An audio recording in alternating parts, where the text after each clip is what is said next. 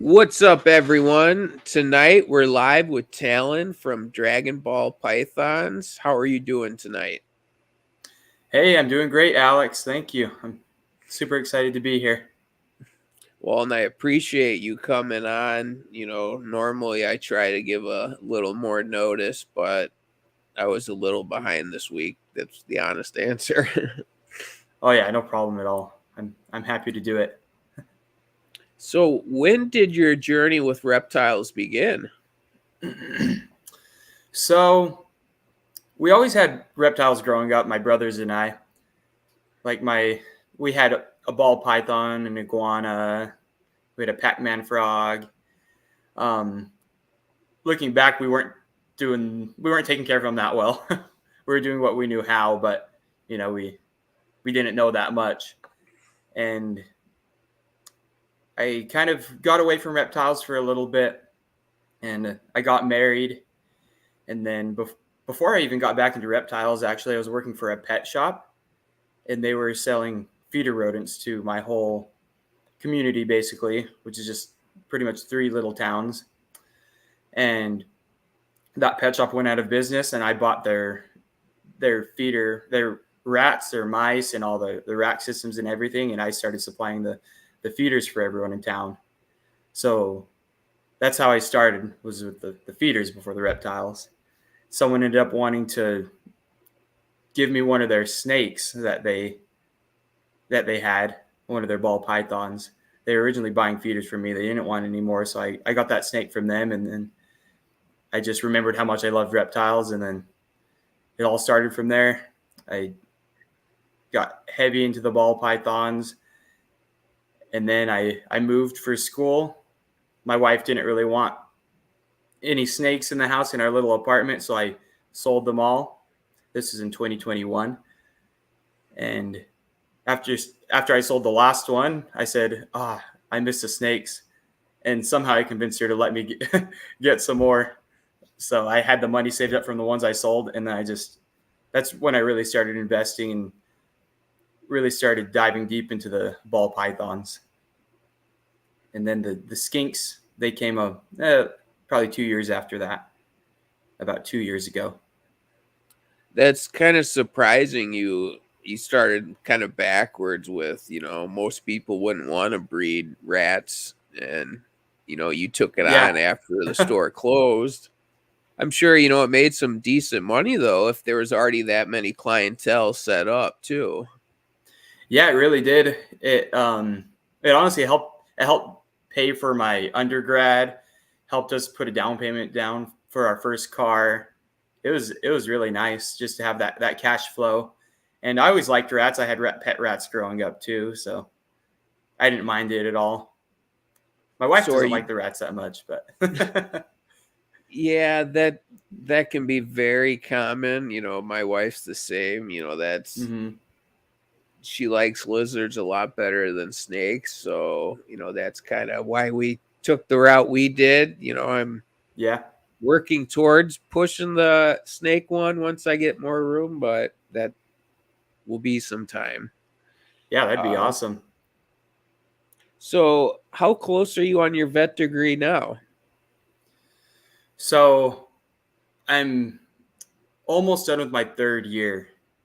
So I'll be done with my third year in May, and then a year from there I'll graduate. So about 14, 15 months. So is that 7 years of school then? Yeah, it's usually 8 because you have to get a bachelor's first, and then it's 4 years of veterinary school. But I got lucky, and I got in without a bachelor's, so I did 3 years of undergrad. I just got all the prereqs that were required, and the plan was if I didn't get in, I was going to go for the bachelor's and then reapply. But I got in with that one, so I just said screw the bachelor's and started the vet program. Yeah, if you're able to, that saves you a lot of time and money. Um, so you were mentioning you're to the point before that you're going to start working more with animals. What have you been doing prior in class? Just learning more about a little bit of everything? Yeah, pretty much. We've been learning a lot of just basic science stuff. And we have all kinds of species that we need to learn about. So this past, I guess 2.5-ish years, that's what we've been doing, just diving deep into the book work. Mostly cats and dogs, then cows and horses would be second. For exotics, I only had one exotics class that I just finished. It was just kind of an overview of just reptiles, amphibians, small mammal exotics like ferrets and rabbits and whatnot. And so that was really exciting, that class. I'm surprised there's not more than one though. I realize that they are everyone or a lot more people have cats and dogs in the world. Mm-hmm. But as the popularity increases, there is more and more need for exotic vets. You would Mm-hmm. think they would start teaching a little more beforehand. Yeah, I completely agree. And I wish they would, or at least I wish they would have given us the option to do something like that. Luckily, with my rotations that I'm about to start, all the on hand stuff, I have 9 electives. And so pretty much all of those are going towards exotic animal hospitals, or at least vets that see both small animals and exotic animals. So I'm hoping to get at least a decent amount of experience that way. Now, can you only do it at like veterinary hospitals and stuff like that? Yeah, in order for us to get credit, that's pretty much all we can do. It has to be under the license of an accredited vet, basically. What about a accredited vet at a zoo? Yeah, we could do that. And there was the option for me to do that, and I ended up not, because of how many blocks it took up. I wanted to focus more on the companion animal exotics, and I wasn't sure how much on hand they let me do at the zoo. So I opted to go to like exotic animal specialties. Like we have Arizona Exotic Animal Hospital here, for example. So I have a rotation there that I'll be doing in, I believe, September. Is that the one you're most excited about? Yeah, that one. And then there's another exotic animal hospital here. There's one doctor in Tucson as well who's really great with exotics. He sees pretty much any species, along with the cats and dogs. I'm really excited about my farm animal rotation too. That's probably my second favorite other than exotics is farm animals. So I have that coming up. I'll start next week. I get Have to you work ever with it. had farm animals? Yes, I've had. So I actually grew up with chickens. That's really what fascinated me about breeding and genetics is poultry. We raise chickens for show, and we do lots of line breeding, kind of like you do with the skinks, to make them to work towards a standard. They call it the standard of perfection. To make these chickens look a certain way. And we used to go. My grandpa started the chicken thing, and then my dad did, and then I was into it too. And we used to go to chicken shows all over the country, from California to Ohio, and we did pretty good. It was a lot of fun. I've also had I did 4-H, so I had sheep. I've been around horses a little bit, but not too much, and cattle kind of the same. But they definitely interest me more than the cats and dogs anyway. Well, it's got to help though. You got a wide variety of a background. It's going to make your life going on your career, I guess, overall easier, I would imagine. Yeah, I That hope and you so. love it. Hmm. Um, so this one might not apply too much yet, being, they was only one class, but Uh-huh. have you learned anything that's been beneficial for you, either towards the blue tongues or the ball pythons or anything else you have in Hmm. school? So in school so far, most of what we learned was basic husbandry, and some medical stuff here. mainly because, as you already know, most of the problems with reptiles is improper husbandry. Yeah. That's mostly what an exotic vet's going to see are problems caused due to improper husbandry, either through the diet or lighting, heat, humidity. So we learned a lot about that, and the majority of that I knew just from my experience with reptiles. We learned a little bit about some drugs that are useful in reptiles, but honestly, I feel I'm more of a hands-on learner, so I'm excited to learn more in the clinics. And most of what I've learned has been hands-on, just through shadowing over my when I had school off during the summer. I feel like I learned that, and it sticks a lot better. Have they gone over much on like parasite treatment? Oh, a little bit, yeah. It seems like some of that they use the information from the cats and dogs to kind of Hmm. try to treat reptiles, at least from the experiences I've had with it. Yeah. That's kind of how they started, just because they know more about cats and dogs, and and cows and horses too. So they just kind of taper it down for the reptiles. And I did purchase an exotic formulary book for the drug specifically too. So now if I am looking for something specific, I can go through and find what drug choices I have to treat whatever it is, and also the doses for the specific species of animal, or at least as close as we can get to it.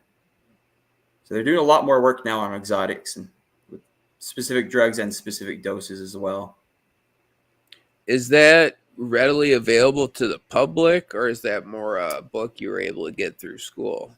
You can actually, I have it right here. I'll grab it.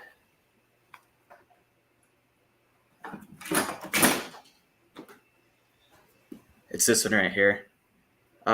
You can get it on Amazon, so you can definitely find it. I can't remember. I want to say it was like $40 or $50 if I remember right. Um, but it's been nice. One of my mentors over the summer, who I was shadowing, recommended it to me, and we used it a lot in the clinic. It's called the. Well, something Sorry, like go ahead. that I think would be useful. And, for your field, I'm sure you would. I don't know how well everyone else would, but, at some point, Hmm. I would like to get, say, like green tree pythons and some of those, being able to treat some of the stuff that comes, from the wild caught ones would make life a little easier. Yeah, for sure. And that's what I plan on doing if I ever get any wild caught stuff. I'll just treat them preemptively. So, how was your first year breeding blue tongues? It went okay. So last year was my first year, and I had one female and one male. And then I purchased a ready to breed female from James Fenn, because he's here in Tucson, only about 2 hours from me. And he helped me, actually. He was super nice, very helpful. He delivered it to me and helped me with the breeding. And both of the we got my male to lock with both of the females, and he also brought yes. So this is actually the female. This is this year, so it wasn't last year's breeding, but the female here is a magma that I got from James, and that male is a sunset that I got at a reptile expo the year before. So she didn't end up going, but I think it may have been a little bit late in the breeding season. I'm not 100% sure why. I have another female that was I didn't know what it was at first, but I found it later that it was a caramel, and I bred her to this same male, this sunset, and made some pretty sunset caramel babies. Now, the female that you have paired right there, I have one that's a mix of red and orange and probably some classic lines in there too. That looks almost just like her, that, you know, it's probably a coincidence, but Uh-huh. she was the one that produced the hypo baby, or the hopefully hope hypo one that I got. Yeah. Yeah, I that one's mean, beautiful. worst case, you know, she has some amazing reds on her that, you know, the non the rest of the litter that I had that from the female that was similar to her, you know, they were all gorgeous. And I used the red male, but still, you know, that's a nice looking male that even his influence should be a good influence also, I would imagine. Yeah, I was planning on breeding the orange male I got from you to this female, but she's really aggressive, and I so I ended up deciding not to because I wanted to get a male that was closer to her size and also one a little more experienced, and it helped a lot. She was biting at him quite a bit while they were breeding, but as soon as he grabbed onto the right spot and kind of took control, she was very submissive and just let him breed. They probably don't go over much in vet school on like animal breeding, do they? They do for cows, for livestock in general. They do, but yeah, not for reptiles at all. A little bit with cats and dogs too. What about in vitro? Um, they kind of glazed over it. I don't remember much from it if I'm being honest, because it's not something I actually did, and Yep. it's only something like someone who's going to specialize in like farm animal reproduction, for example. That's something they would do. Yeah, I was just curious for the, you know, Rogers doing some in Australia with it, and I would be curious to test it out some on a non-science as scientific as I can from, you know, researching from what they got on it from, say, like cows or whatever. Yeah. Well, excuse Oh, me. cool. I didn't know he was doing in vitro too. Um. Well, and he doesn't have a ton on it. It sounds like, however, he's able to collect it. Um, he briefly talked on it on the episode, but however he's able to Mhm. collect it, he, you know, more or less sounds like he just shoots it in, and if the timing's right, it's good. You know, and Cool. then you do some food cycling, it sounds like, and there's probably some more to it than that, but he doesn't want to offer everything yet as he's still working on it. Yeah. Yeah, that's definitely something I'd be interested in too. Artificial insemination with blue tongues, and I don't know if they'd be able to figure it out with the ball pythons. And I know they've done it with other snakes. I know they've AI'd other snakes, but I don't think they figured it out with ball pythons. If you It. could figure out how to extract it, you know, Mm-hmm. viable from somehow, whether, I think you that's a know, a problem. fake, yeah, it'd be worth seeing. You know, you get a killer male that you don't want to stretch too thin. You could get some of his sperm. You don't probably need the full dose. You dilute it with something that I don't know what you would use, because, you know, I'm, Uh huh. and then, you know, then you squirt some in this female, squirt that and a couple more, and then you luck out and you get babies or eggs for ball pythons. Yeah, that's really interesting. That would be really cool. Do you replicate any of the same pairings from previous years? And, or being newer, this one probably won't matter too much. Um, I guess the only one technically that I replicated was the picture that you just showed, the magma female Yeah. to the. Well, I bought the male as a sunset. He kind of faded out a little bit and just lightened up, but she didn't end up going. She slugged out. So I guess we'll see this year. Now that she had, I think, 4 breedings with him, and she's basking right now, and she's already starting to look a little plumper. Yeah. So I'm hoping she took. Other than that, yeah, that was the only pairing I redid. All the others are new. The reason I asked, I was going to ask, in your opinion, is it better to rotate pairings to produce various lineages each year, or to keep like successful ones the same each year, or maybe a little of both? That way you could try to get some more guaranteed pairings and then produce, different lineages for the public. That way, maybe long term we don't have a genetic bottleneck as bad.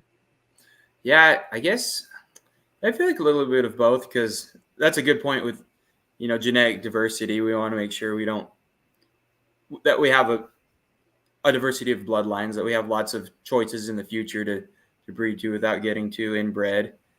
Um, but I guess if you had a nice pairing, one that produced some nice babies, it wouldn't hurt to do that again. Well, and uh percentage, are gonna go to most likely pets, Mm-hmm. and they're gonna make an amazing pet for them for the rest of the animal's life. No matter pretty much what good lineages you pair together, it'll be a good animal. So it really only Yeah. matter for like me and you and other breeders to at least, you know, be cautious of what we do throughout the years. Mm-hmm. Um, Yeah. Make sure we have some options to breed in the future. yeah, there is a decent amount of lines floating around from, Canada and Europe and the US, and probably more. I don't know if there's any zoo lines still available. I know there were a Mm-hmm. couple at one point, but so it, in theory, pure northern or most likely should be good for years to come, uh, from color and strength and all that good stuff. For that way, say if your kids want to breed in 20 years or Mm-hmm. whatever, um, what is the hardest challenge you've had to overcome breeding, whether it's ball pythons or the blue tongues? That's a good question. I guess with the blue tongues, honestly, overall, I think they're easier than the ball pythons with everything except for the breeding part, because you just have just that small window, and so I Yep. guess just trying to find out when they're ready to breed. Because I had that one orange male I was messaging you about, who most people recommend waiting till after they shed to breed, where he was kind of ready or close to ready as soon as he got out of brumation. He didn't quite lock a female, but he was definitely trying. But after he shed, now he doesn't want anything to do with a female. So now that I know that his personality and his preferences, I'll try to breed him a little earlier next year. What's hard too, it can vary. It's always good to try to remember, but like some of my males, like their first year breeding, they'll breed, say they'll shed and breed. Then the Mm-hmm. next 2 years they'll take off, and then one will take 1 year off. Mm-hmm. It does seem to vary, but there is some that are the same way. Like I have a few that are always daintier breeders. You gotta put them in nicely in the right spot by the female, and then they'll Yeah. just do it. Mm-hmm.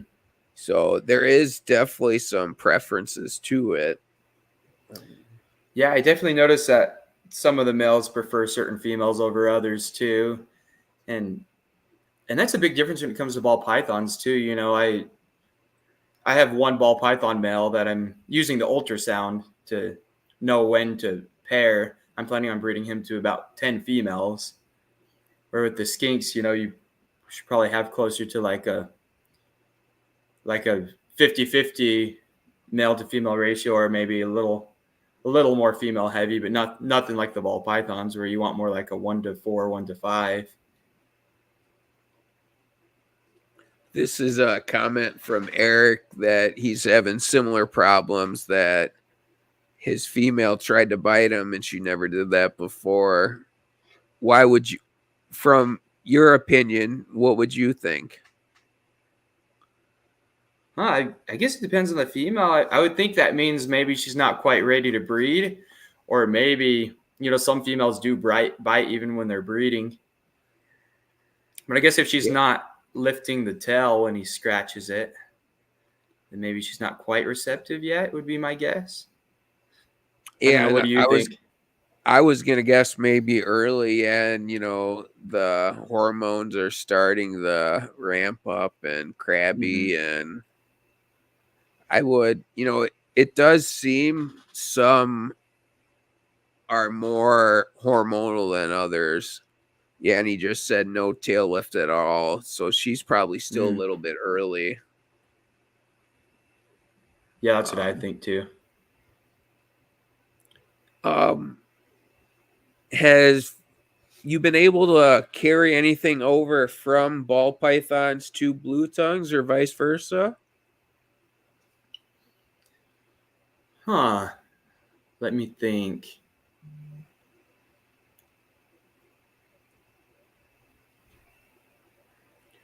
And being early on, maybe not too much, and Mm-hmm. they are kind of a bit different, you're Yeah. talking egg layer to live birth. Mm-hmm.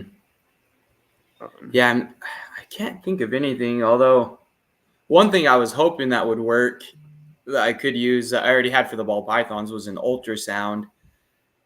I tried it when I first got my ultrasound. I only had it for like a month or two, and I didn't get much out of it. But now that I have more experience with the ultrasound, I was thinking of trying again this breeding season to see if I can see anything at all. I know some people say that it's hard to see anything because of the air that gets trapped under their scales with the blue tongue. But I'm guessing that might depend on how good your ultrasound is too. yeah, there definitely is, vast quality difference from the couple $100 Amazon one to the veterinary ones that, some Mm-hmm. places have. Yeah, for sure. And But it'd mine still be wasn't. worth trying. Yeah, I'm definitely gonna try it just to see. I mean, I doubt I'll find any like ovulations or anything, but maybe if I could track the babies or see the size of the babies or see how many are in there, I'm not sure. And my ultrasound's not the best. But it's a decent one. It works well for the ball pythons. It's the Contech. I think it was like $1,100 or $1,200. So not like super cheap, but not the super good like $3,000 or $4,000, $5,000 ones either.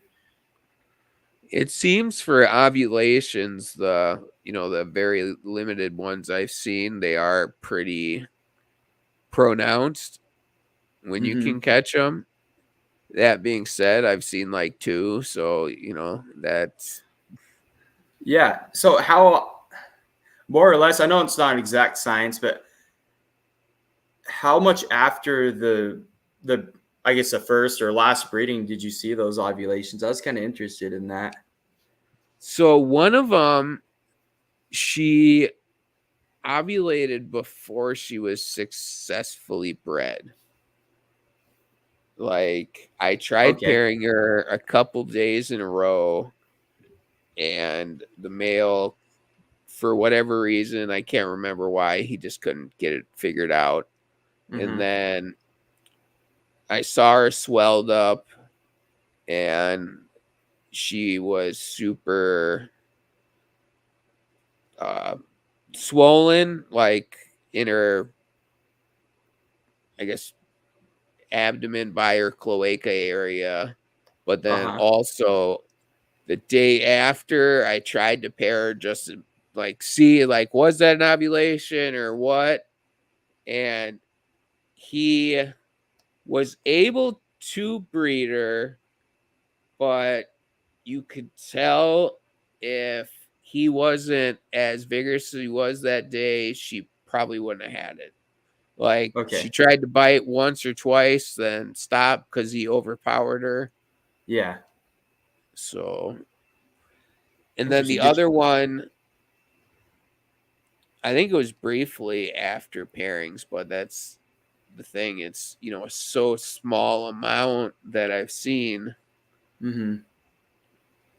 It's, I don't know. And I try not to mess with them too much, after breeding, try to give them a break for a day or two. And Yeah, for sure. when would you guess, or it's kind of hard to say based on feeding and other circumstances? Yeah, so I haven't seen an ovulation yet, which is why I was wondering. And did that female that you bred after ovulation end up having babies? No, she had all slugs. All sugs. Okay. I was just wondering if it would, because some animals ovulate and then breed, and others don't ovulate. They're induced ovulators, so they don't ovulate till after they breed, like the ball pythons. Once their ovulations are very, prominent, and you can almost always tell when they're ovulating, and that means they're done breeding. Locking another male up with them isn't going to do anything.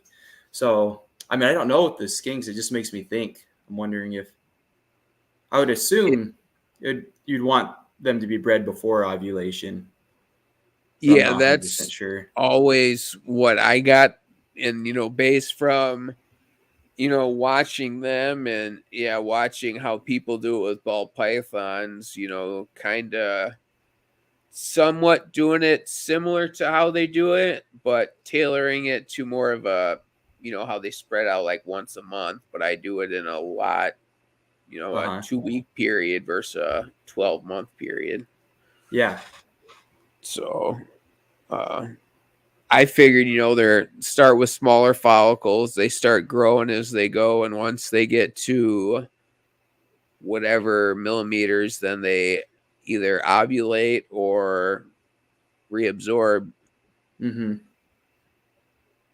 As a guess, I'm Yeah, that not makes 100. sense. And that's pretty much how ball pythons go too.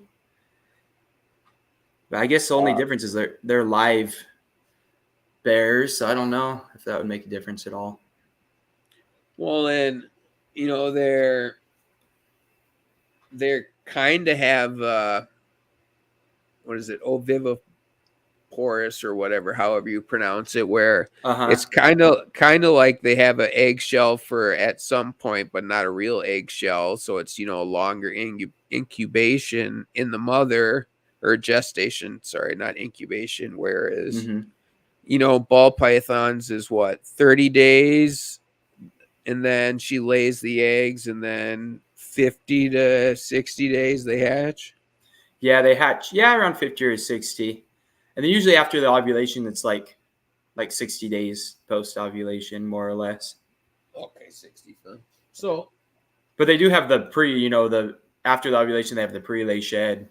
Usually get eggs 30-ish days after that. It's never perfect, but somewhere okay, around there. that's where I'm getting the 30 days from. Then it's 30 days from the shed. Yeah. Uh, so, if you were to find a new gene, would you rather find it in blue tongues or ball pythons? Hmm. This depends on the gene. I'd love to do either, honestly. Um, Possibly the ball pythons, mostly because it'd be easier to kind of, for example, if it was a male, I'd be able to produce a lot more of that gene a lot quicker. Especially if it's a gene I really like, or I think a lot of other people would like. Um, but I would love to produce one in blue tongues as well. I'd be ecstatic for either one, honestly. I really like the blue tongue morphs, and that's part of the reason why I got into blue tongues too. Is I saw even though I don't have any easterns at all, I saw the hypermelanistic blue tongues, and I just love those. So and that's definitely something in the future. Once I get probably a little more experience with breeding, I'll and once they become more available, I definitely want to get into the hypers and just more morphs in general. Well, more available, and with more breedings and outcrossings people are doing, there should be a lot stronger animals to make Yeah. better breeders, or even just pets. Mm-hmm. Even pet keepers want a healthy animal. Yeah, and I think that's the difference in the blue tongue market versus the snake market. Is in ball pythons, there's so many morphs out there, so many proven morphs, and in skinks, it's mostly light in the U.S. anyway. In the U.S., it's mostly line bred traits. So I think once the morphs come more readily available, I feel like that might help with the blue tongue market as well, and especially the pet side of things. I think more people are going to be interested in them. Yeah, I agree. If you watch, ball pythons, you get a lot of, we'll go with hype from, whether someone in the UK finds a new morph and they, show it off and end up sending it over, and that gets spread out. And then Mm-hmm. whether it's, we'll say Canova buys it and shows it off and promotes it, Mm-hmm. helps things go. Yeah, Um, that's the other thing too with big breeders in the ball python industry. Well, they're working with something especially new that drives the price and the demand up for sure. And I feel like there's not. I don't know if there's anyone like that, at least in the U.S. for the blue tongues. Anyone that that has that big of a following anyway. At least not that I know of. Not really, no. Like Tiki's Gecko's got a pretty big following, Oh yeah, yeah, and that would be a good one. They have some good and stuff too. yeah, they'd probably be the biggest, like, social media wise, YouTube and stuff Mm-hmm. for blue tongues. Other than there are some bigger ones that have them. Snake Discovery bred them, Oh, but I didn't know they had any. so two 2 or 3 years ago, I sold some to them, or we did, and they kept two for the zoo, and they were kept together, and they got a surprise litter of, we'll say, a half dozen. Oh, interesting. Okay. But yeah, they're not nowhere, a major breeder. They're more focusing, it seems like, on hognose and other snakes. Yeah, that's what it seems like. The hog nose they're going big in the hog noses. But more people getting them, like, Snake Discovery, or even other zoos. I've thought of, like, I don't know if Reptilandia in Texas, if they have any blue tongue displays. I Yeah, thought about reaching out to them, be like, if you feel like you want a northern, let me know, and I'll, maybe donate it or something. Or yeah, that's a great idea. maybe someone else, that breeds easterns, they might want a eastern exhibit, that will get more people seeing them as people see Mm-hmm. that zoo. I know BHB has a couple, so that always helps. Or Okay. Yeah, they'll that's a good carry them. point. People don't even need to be breeding them. Just these influencers in zoos, as long as they have them and people see them and sparks that interest. That might help quite a bit as well. Well, and especially, being, whether skinks or ball pythons, they're both a pretty safe pet, Mm-hmm. easy to care. They're not a cobra or a 8 foot water monitor. They don't get 20 feet like a retic. They're pretty easy for younger kids with proper setup and some assistance from parents, I think. Yeah. Honestly, yeah, I feel like ball pythons are one of the easiest snakes. Fairly good beginner animal, and I feel like blue tongues are are good for that as well. They're at least I feel like they'd be a better first pet than a bearded dragon anyway. Less likely to develop metabolic bone disease, a little more resistant. Obviously, you still need some experience and a lot of research, but I think they make great starter pets as well. It was fairy tale dragons, how they explained it the other day. Bearded dragons are like dogs, how you got to, feed them daily and they need a little more maintenance. Mm-hmm. And blue tongues are like cats, where you make sure they got food and they got a litter box, and you Yeah, keep that clean. You make sure they always got clean food, clean water, and they're pretty much good. that's a really good analogy. Yeah, and That's a good way to put it. with how people these days are, having a easier to care for animals always a good thing. You always got stuff going on. You got Yeah. kids growing up, you got school stuff, if they're in Mm-hmm. sports, you got to do that too. Yeah, for sure. So if you got to feed something once a week versus once a day, makes your life a lot easier as the parent that's helping out.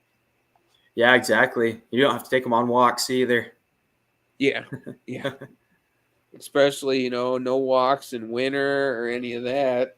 Mm-hmm. Um, this one we talked about earlier. What would you price a new morph at? And I know it would kind of depend on what it does. Yeah. I don't know. I feel like I wouldn't want to try to just. I'd want to make it somewhat available to people. And I guess it would depend on whether it was a blue tongue or a ball python too, because if it was a new ball python morph, and after you proved it out and proved that it was genetic and everything, especially if it's a recessive gene, people will pay a lot of money for something like that. $20,000, $30,000, something. As long as it's cool looking, as long as people like it. And then blue tongue morph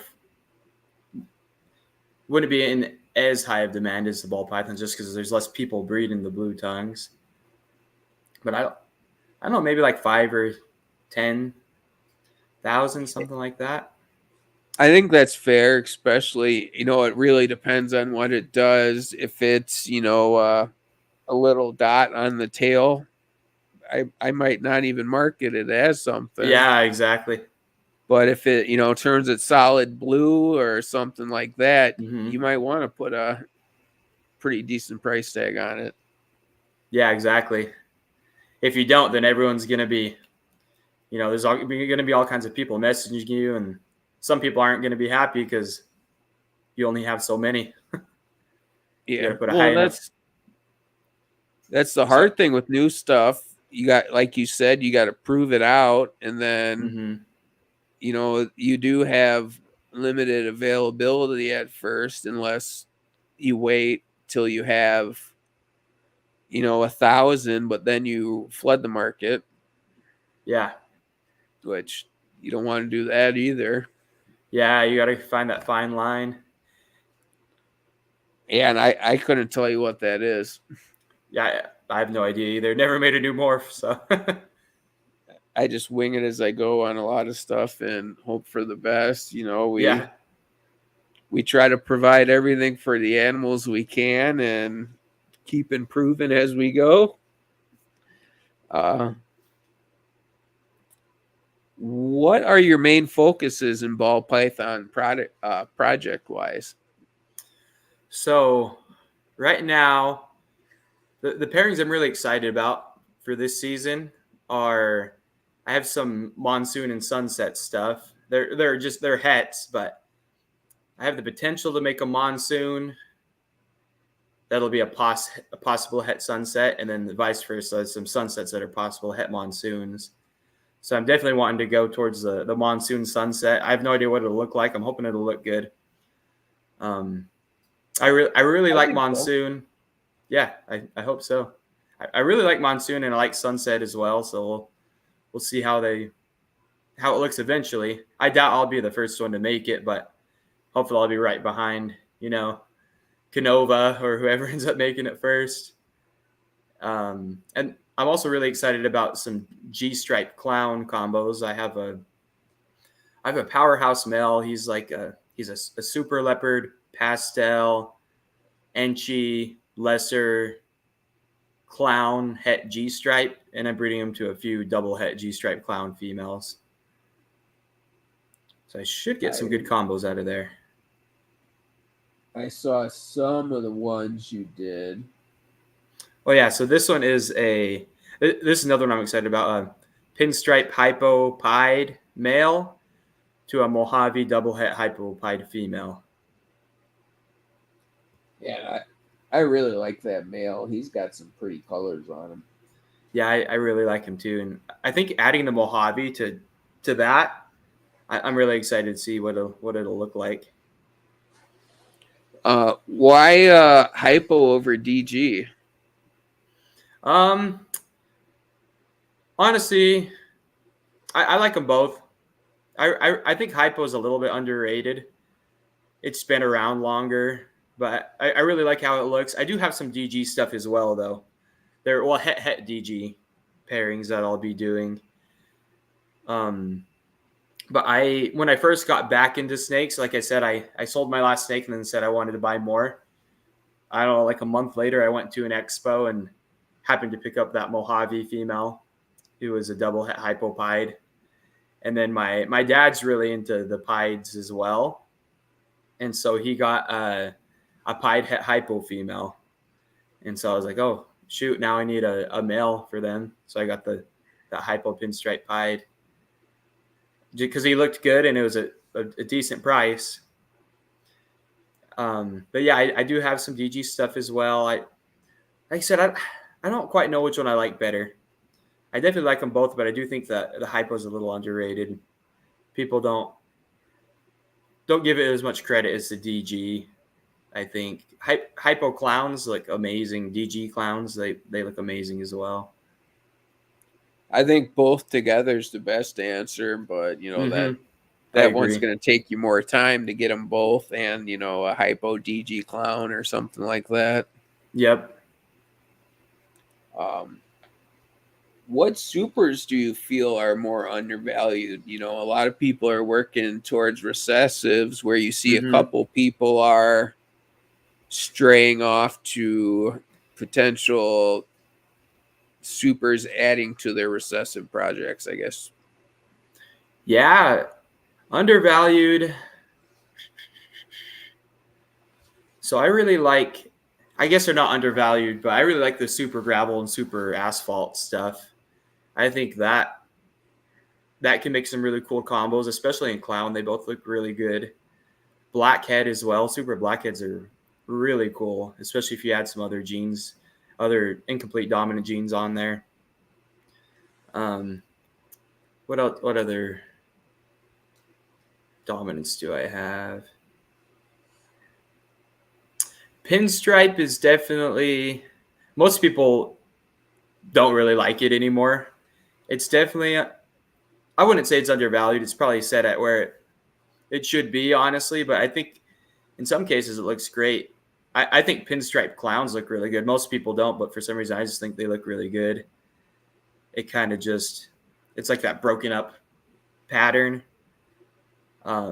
Similar to a G-stripe clown, although I do like the G-stripe clowns a little more. And the pinstripe, like that pinstripe hypopied male I have, I really like pinstripe and pied just because it kind of, I feel like it adds a little more color versus the white, and it kind of just spreads that color out, I guess, makes it more, gives it like the saddles on the top.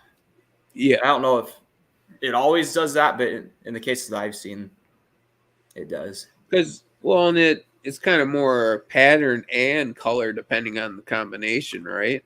Yeah, for sure. Which is, kind of nice in a way. It can be subtle in some stuff, but, you might find that combination that really stands out, Mm-hmm. A lot of people really do like pattern stuff. At first everyone kind of jumped in the clown, and then now you see a lot more people switching the puzzle. Like Andrew Mm-hmm. mentioned that you got to get puzzle. So what do I you do need to think? add puzzle. uh do you think puzzle's gonna be the next one that's gonna make the insane combination everyone buys, or would it be better to pick a different pattern type, like you mentioned, the monsoon sunset? I think puzzle has a lot of potential. I think it'll be one of the next ones that makes some really cool stuff because it's just such a different pattern, and it looks great in a lot of combos. I really like I like it mixed with other recessives as well, like hypo DG puzzle stuff, and the sunset puzzle that Brock Wagner made was really great looking. That's definitely something I've been planning on adding. I just haven't yet. See, and it really doesn't matter that much what I think, so always keep that in mind. I think the sunset puzzle needed something else. Like Yeah, it had some nice color and it had some decent pattern to it, but I don't yeah, I know. agree. But it's a great starting point. I don't Hmm. want to, not saying it's bad or anything, just Yeah, for sure. some of those And combinations stand out a lot more. yeah, for sure. Yeah, Um, some of them pass the grandma test, and some of them don't. yeah, that I don't know. that's a good way. Uh, Yeah. so you used to breed rodents. Are you going to breed them again? Plus, I can't right now because I'm in an apartment on campus for school. Yeah, you My don't wife, want that. yeah, my wife definitely doesn't want me to, but I've been kind of trying to convince her to let me at least do the ASFs because they don't stink as bad as the rats. But it'll definitely have to be something that's kind of off and away from the house, like in a Home Depot shed or something, a tough shed, its own kind of thing, which is what I'm planning to do with the reptiles anyway, having some sheds set up for them. Well, and the nice thing where you live, you don't have to worry about snow. So if, Mm-hmm. it's a lot easier to just go straight out to it for you. Yeah, Uh, exactly. would you do a shed for the snakes, a shed for the skinks, a shed for the rats, or? Yeah, if I were gonna do rats, that's probably what I would do. And the only reason I'm really thinking of instead of getting one big shed for all the reptiles, the reason I'm thinking of separating the skinks and the snakes is just for the brumation period to bring them down, be able to bring the skinks down cool enough. Because I wouldn't really want my ball python room to get down into the low 70s, high 60s. Yeah, I think that would be the way to go. It would make your life a lot easier. Mm-hmm. If you could afford it, what you Yeah, that's the could thing. do, you could get a fourth one and have a quarantine one too. So I was thinking of that as well, and I was even thinking, I have all these dreams, but I was thinking of having one separate for the hatchlings, especially ones that are going out to sell, ones that aren't holdbacks. That way, I can have my collection completely separate. Nothing ever comes in unless I buy a new snake, which would go into quarantine first.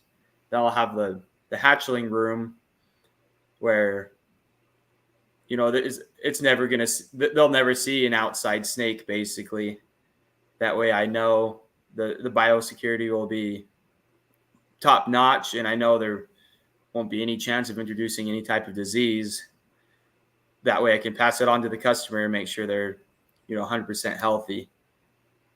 And then definitely a quarantine shed is something I was thinking about as well, or possibly even having a little spot in the house in quarantining as well.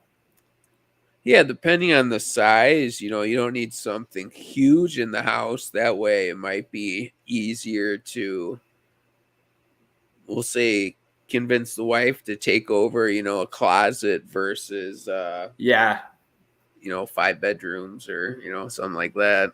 Yeah, just have a rack or something. Yeah. Another option, if you get a bigger building, you could split it up into different rooms and have each one have its own zone. Hmm. Yeah, But I debated on doing that's that as more, well. I don't know, cost wise, what would be best long term. And some of that might depend on the house you guys get, how long you end up plan on staying there. Yeah, exactly. And might depend on what kind of permit I would need to have that big of a building. You guys probably gonna wait till after you graduate then to look Y- for a house. Yeah, so depending on where I work, because I'm still not 100% sure where I want to go. Eventually, I want to move back home, which is just out in the middle of nowhere, about 3 hours from Phoenix. But I want to try to get some experience, especially in the exotic department, before I move back home, because there's tons of reptile keepers back home, but there's no exotic vet, so they drive about 2 hours to Tucson to to get their exotic seen. So I definitely want to help the community and be able to bring exotic animal medicine to my home. But I got to learn how to do it first, which I'll learn some in school and in my clinical rotations. But I want to try to be proficient first by getting that hands-on experience as a veterinarian.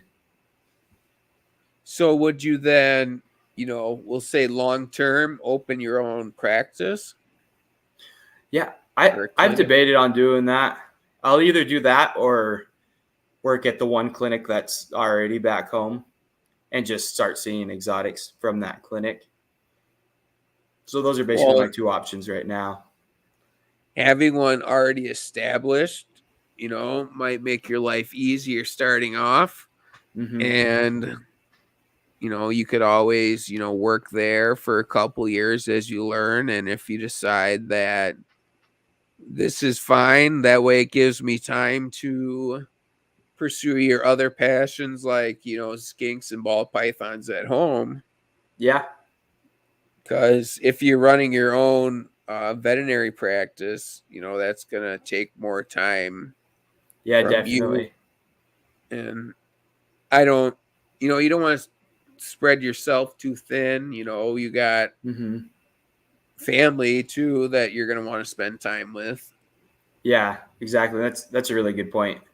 That's something that's definitely going to influence my decision when that comes. This is what Eric mentioned that he dropped his room to 70 for the skinks, and it feels like it helps cycle the balls.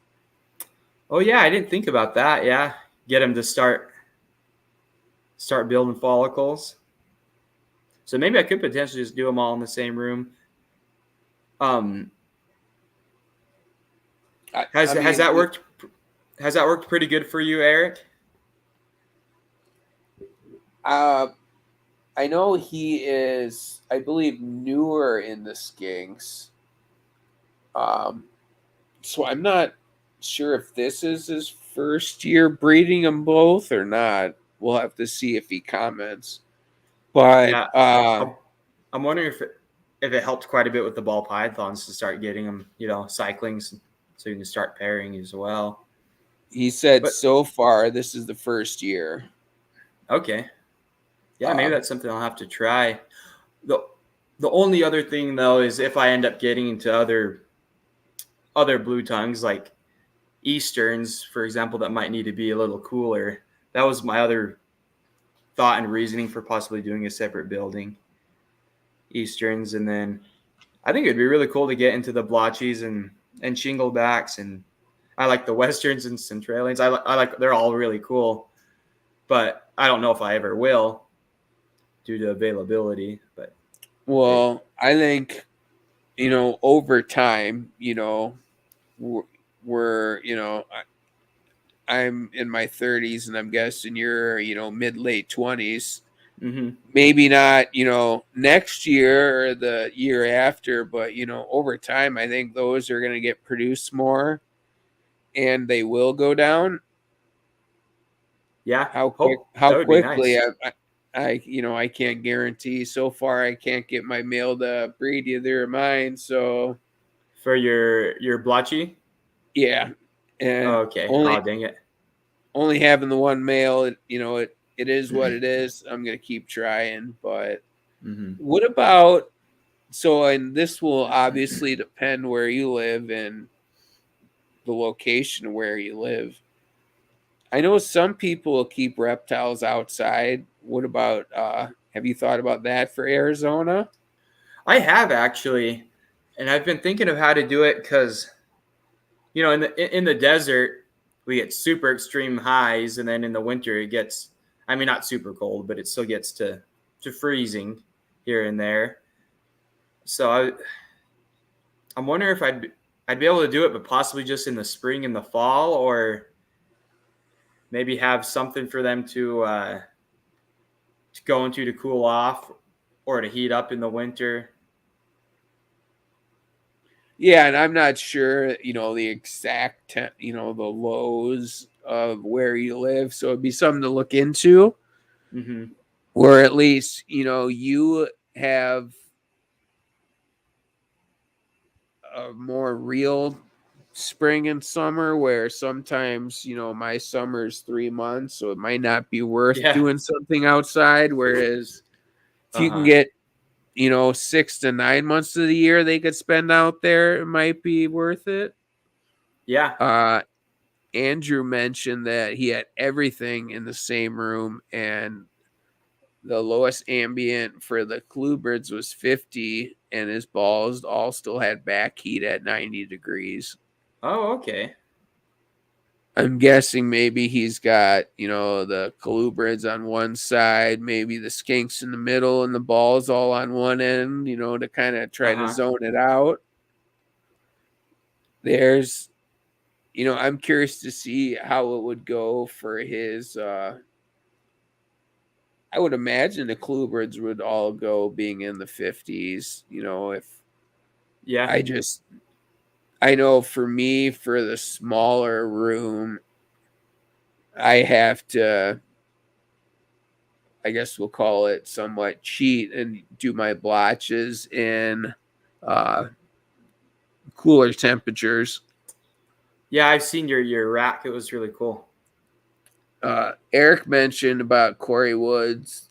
He's in Canada, and he dropped his balls to 50 every year because he had a power outage one year and it was his best year. Yeah, I did see. I think I saw an Instagram post about that. That was really interesting as well.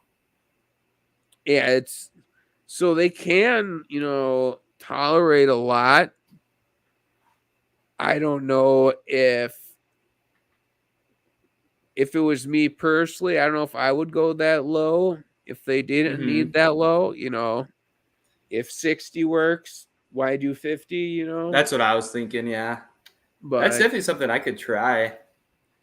well, and even, dropping from 75 ambient to 70 ambient, that might be more than enough to cool them to help build follicles. Yeah, definitely. And Uh, Andrew, did you say that helped with your, or would you say that that helped with your ball python cycling?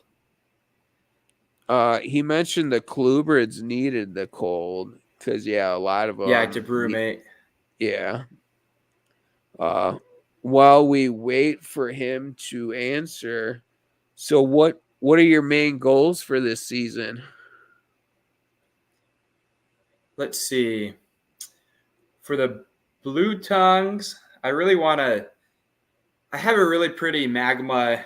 She's I guess, a dark classic magma female. I got her. Technically, both of the parents were originally from James Fenn, but I got her secondhand, and she's just super pretty. I was hoping to breed her to a more orange female, but the only male that I got to breed to her was that the same male that we showed earlier. So I'm hoping I still get a few babies that at least look close to her. She's just really she's really dark, but still has the reds and oranges that pop out, almost like the Halloween line that I've seen around. Although it's not, I can't call it that because it's not part of that line. It was just Yeah. kind of a different outcross. But I'm really hoping to make some more babies like her and get some more sunset caramel stuff. And then the ball pythons, I think I'm most excited about the monsoon and sunset stuff. And also I really want to hit one of those crazy G-stripe clown combos, something like the male super leopard, so they should all be leopard, a leopard G-stripe clown, or a leopard Enchi lesser G-stripe clown, something like that.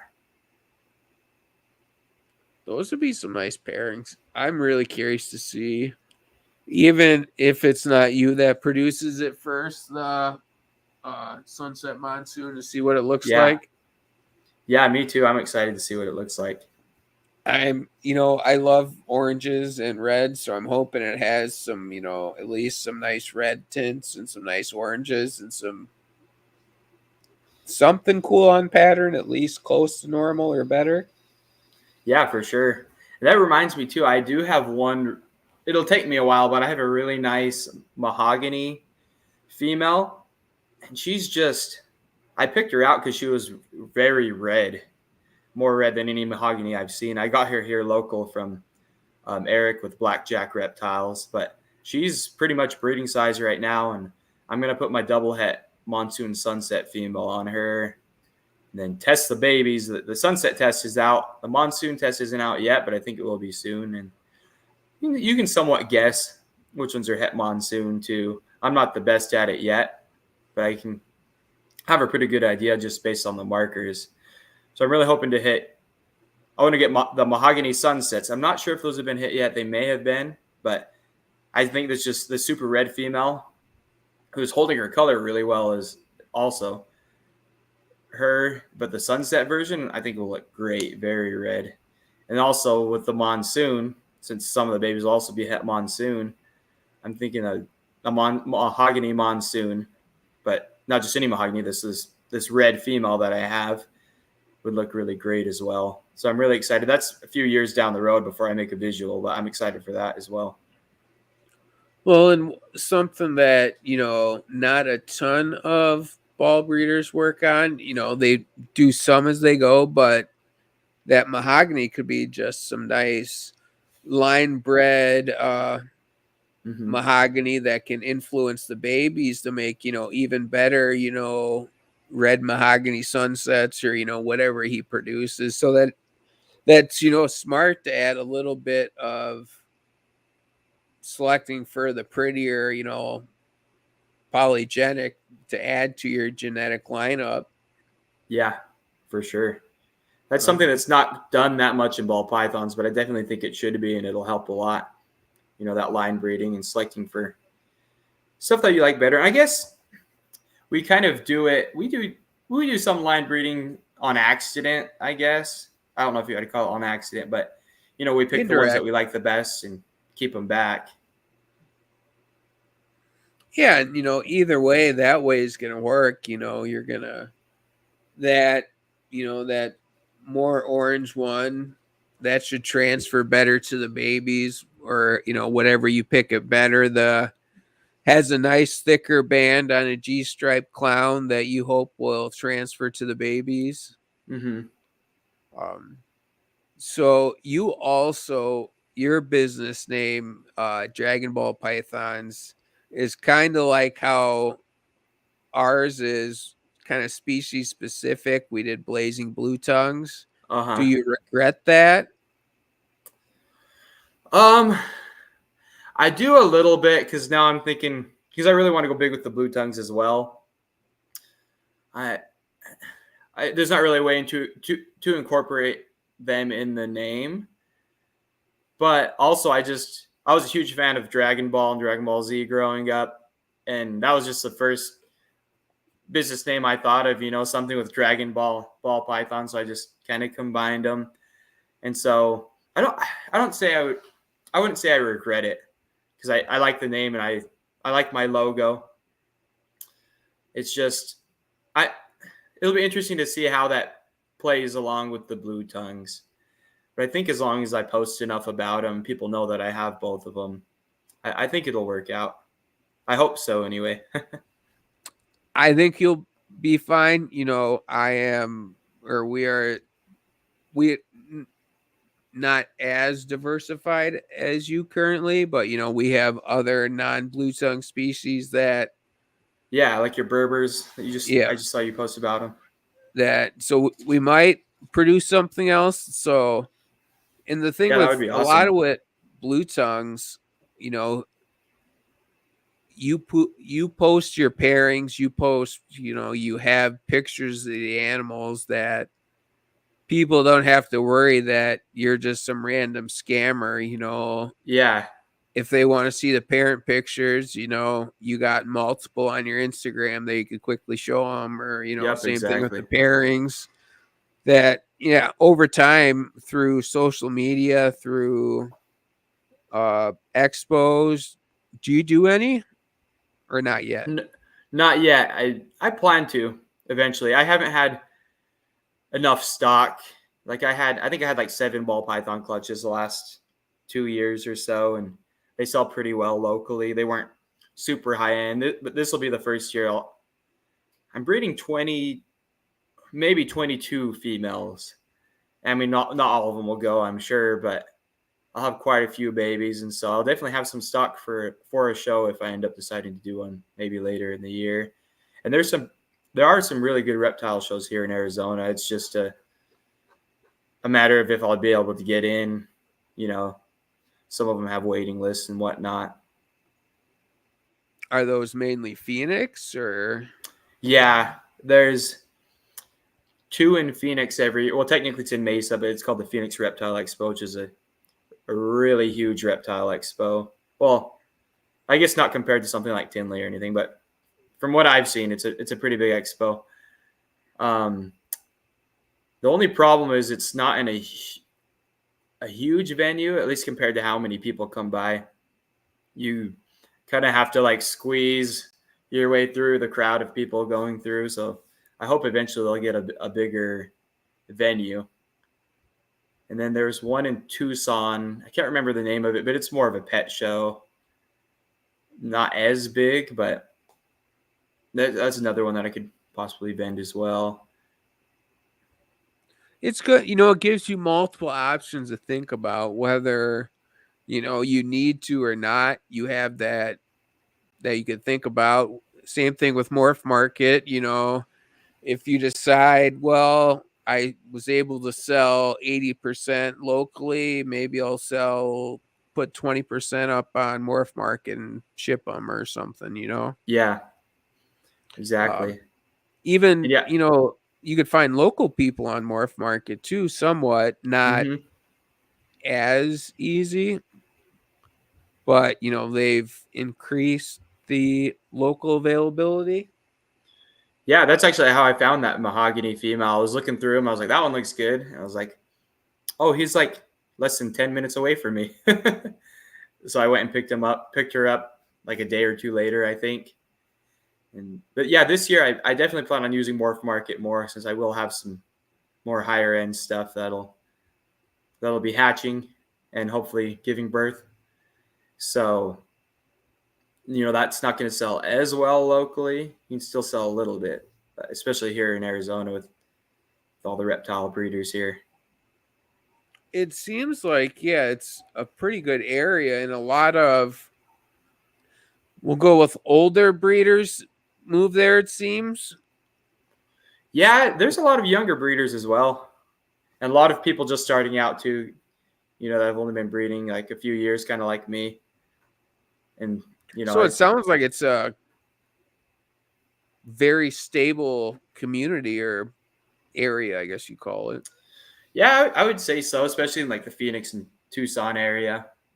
There's lots of people getting in, all the time. I don't really know why that is. Maybe the weather. I'm not sure, but yeah, there's lots of reptile breeders, lots of backyard breeders in Phoenix.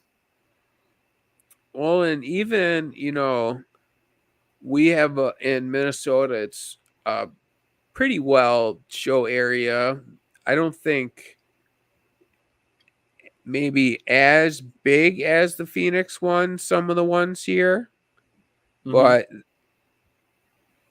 the cold-blooded show, and then the ones that Snake Discovery puts on their shows are pretty good Yeah. expos to do. Honestly, those But, might be bigger than the Phoenix Expo. I don't have that much experience with Expo, so it seemed big to me, and it's just well, and crowded. yeah, and I've never been to like any of the bigger ones yet, so I only have experience with the ones around here. Okay, yeah. Uh, would you move across the country to work at Canova? No, I don't think so. No. I want to stay. I'd prefer to stay in Arizona, closer to family. I mean, that would be an awesome opportunity. That would be a lot of fun. But I don't. I think I'd rather stay in Arizona.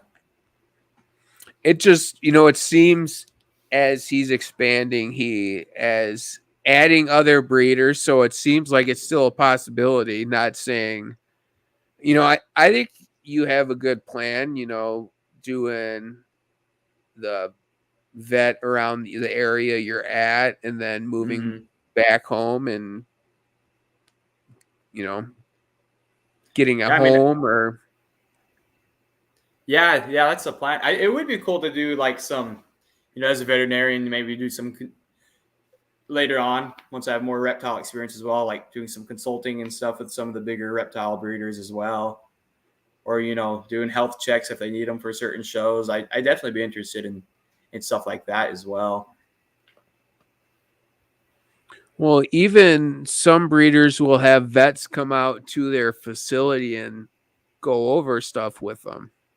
Yeah, like something like that. I'd be totally down to do that, and I probably wouldn't have to do it that often, so I could just travel for that. Still stay here in Arizona, stay home. Yeah, I've heard some people do it once a month, but some breeders might barely ever do it where others, maybe twice a year they might be like, "Hey, you want to come out for a couple hours and check everything over with us?" And Yeah. that would be a good way to learn a lot of stuff too Mm-hmm. as you go. Yeah, I don't know if that opportunity would ever come up, but if it did, I'd totally be down. Andrew said Tom Harbin's a vet and he makes more money with the balls and hogs. Nice. I mean, that's kind of what I'm planning on doing too. The thing with the vet industry too is it depends on where you live and what species you're working with. If you live like in a rural area and you see only work with cows, you might not make quite as much. But if you're here in Phoenix doing a small animal practice at a busy clinic, you can make a lot of money. I mean, that's not the reason I'm doing it, which is why I'm planning on going back home eventually and kind of helping the community out there. But it's just there's so many opportunities and so many different things you can do in veterinary medicine. Some people, they'll specialize and become a clinical pathologist and never even look at an animal, and they'll just look at the blood work and diagnose things that way. And that's probably not something I would like to do because I'd like to work with the animals, but it's definitely useful and definitely needed as well. Yeah, that doesn't sound as exciting though. Yeah, saying that's how I feel about it as well. Um, so in 5 years, where do you hope to be? Back home then, and having a home and maybe a facility or a couple of sheds? Yeah, at least if not back home, getting ready to go back home. My wife and I always plan to work for like 3 to 5 years and then move back home. Might be more, might be less, but hopefully either back home. Hopefully we'd have bought a house back home and then have some facilities going for the snakes and skinks and everything, and either running a business or working for the veterinarian that's down there at the moment. Well, and that's the crazy thing with life. You never know exactly where you'll end up. It could be, instead of back home, you decide to move to Utah and start, I don't know, a practice up there. Yeah, that could happen too. Probably less likely, but you get it. Yeah, yeah. You Uh, never know what life's gonna throw at you. what is one final thought that you want to leave our listeners with?